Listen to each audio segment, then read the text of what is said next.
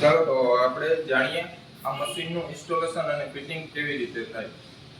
તો પહેલા તો આપણે આરઓવી મશીનને આ ટીપ જે છે આગળ એ ઉપરના ભાગે આપણે લગાડવું.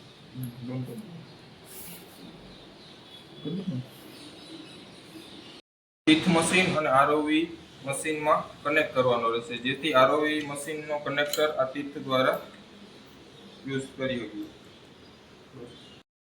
આ કાળા કલરનો કેબલ છે એ આરઓવી મશીનમાં અને ટીથમાં અહીંયા જોડવાનો છે.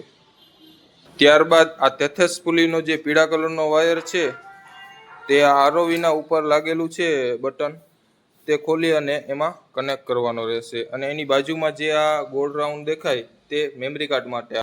આરઓવી અને તેથેસ પુલીને કનેક્ટર થઈ ગયું. હવે આપણે આ જે પીળો વાયર છે તે એક રિમોટ કંટ્રોલમાં લાગશે અને એક તેથેસ પુલીના અહીંયા રાઉન્ડ ગ્રુસ છે ત્યાં લગાડવામાં આવશે, જેથી કેબલનો ડેટા જે બધો હોય તે સ્માર્ટફોનમાં આપણે જોઈ શકીએ. અંદરની માહિતી આપ જોઈ શકો છો. રિમોટથી કંટ્રોલરનો પીળા કલરનો વાયર તેથેસ પુલીમાં જશે એક.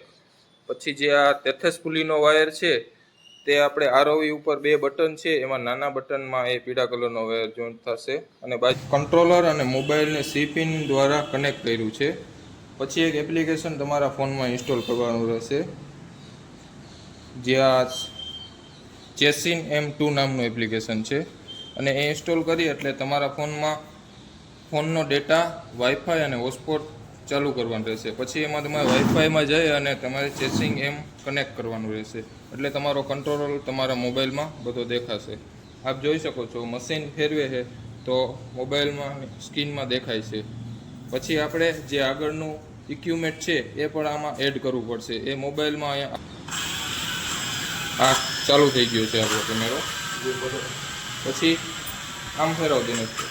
એમાં આગળ આ એન્સેન્સર લાઇટ પણ આપેલી છે, જે આપણે પાણીની અંદર જઈએ અને વિઝ્યુઅલી 4K સુધીના વિડીયો આપણે દેખાડીશું. પછી આપણે અંદર જઈએ અને જે એક અંદર ઇક્વિપમેન્ટ છે તેને એડ કરી દેવાનું છે.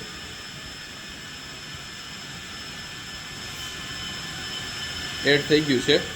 હવે આ રિમોટ કંટ્રોલથી જ ખુલશે અને બંધ થશે.